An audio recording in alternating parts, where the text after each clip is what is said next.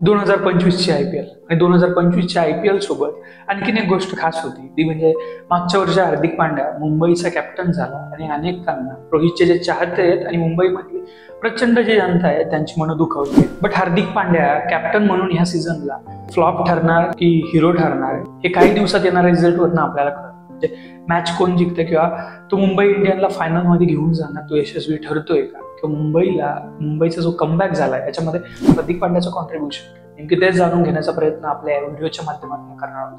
तर नमस्कार, मी अनिकेत अवताडे आणि स्वागत आहे तुमचं आपल्या चॅनल. मागच्या वर्षी म्हणजे ज्यावेळेस डिक्लेअर झालं की मिड सीझन हार्दिक पांड्याला गुजरातकडनं ट्रेड करून मुंबई इंडियन्सने घेतलं आणि अनेकांची मनं दुखावली की हार्दिक पांड्याला घेतलं होतं ते म्हणजे मुंबईचा कॅप्टन बनवण्यासाठी. रोहित शर्माला कॅप्टन्सी सोडावी लागली. रोहित शर्माच्या चेहऱ्यावर देखील मॅचमध्ये काही वेळा दिसत आणि प्रेक्षकांना तर ते आवडतच नव्हतं.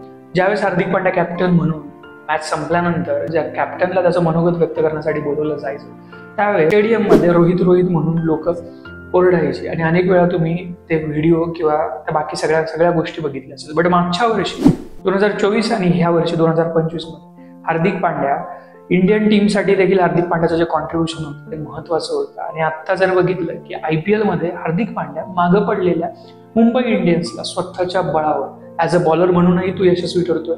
ऍज अ क्रिकेटर ज्यावेळेस टीमला त्याच्या इनिंगची गरज आहे त्यावेळेस तो ऍज अ बॅटर म्हणूनही तो तेवढा सक्षम ठरतोय. आणि ऍज अ कॅप्टन म्हणून मुंबई इंडियन्सचे जे ओव्हरऑल परफॉर्मन्स आहे त्याच्यामध्ये केलेले चेंजेस आणि कॅप्टन म्हणून तो कसा महत्वाचा ठरतोय त्याचं उत्तम उदाहरण म्हणजे मुंबई जी पॉईंट टेबलमध्ये IPLच्या पॉईंट टेबलमध्ये खाली होती चेन्नई सोबत, ती मुंबई सलग 4 ते 5 मॅच जिंकून आता पॉईंट टेबलमध्ये टॉप 4च्या यादीत मुंबई आहे.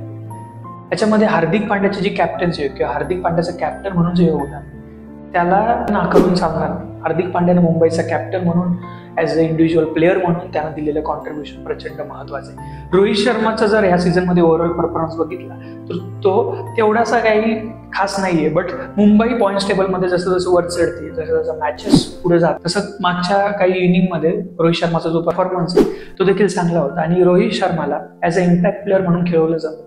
तर रोहित शर्माचं जे फिल्डिंग मधले जे चेंजेस आहे किंवा बाकी सगळ्याच्या गोष्टी याच्यामध्ये रोहितचं जे कॉन्ट्रीब्युशन आहे ते फारच कमी असतं.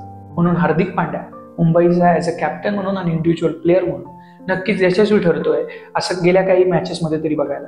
आणि जर मुंबई क्वार्टर फायनलमध्ये पोहोचली, मुंबई सेमीफायनलमध्ये पोहोचली आणि जर कदाचित मुंबईनं यावर्षी IPLची ट्रॉफी जिंकली तर हार्दिक पांड्याच्या ओव्हरऑल कॅप्टन्सीला आणि Hardik Pandya as a player म्हणून त्याने जे कॉन्ट्रीब्युशन केलंय त्याच्याकडे तोंड वळून चालणार नाही. हार्दिक पांड्याला त्याचं श्रेय द्यायलाच हवं. धन्यवाद.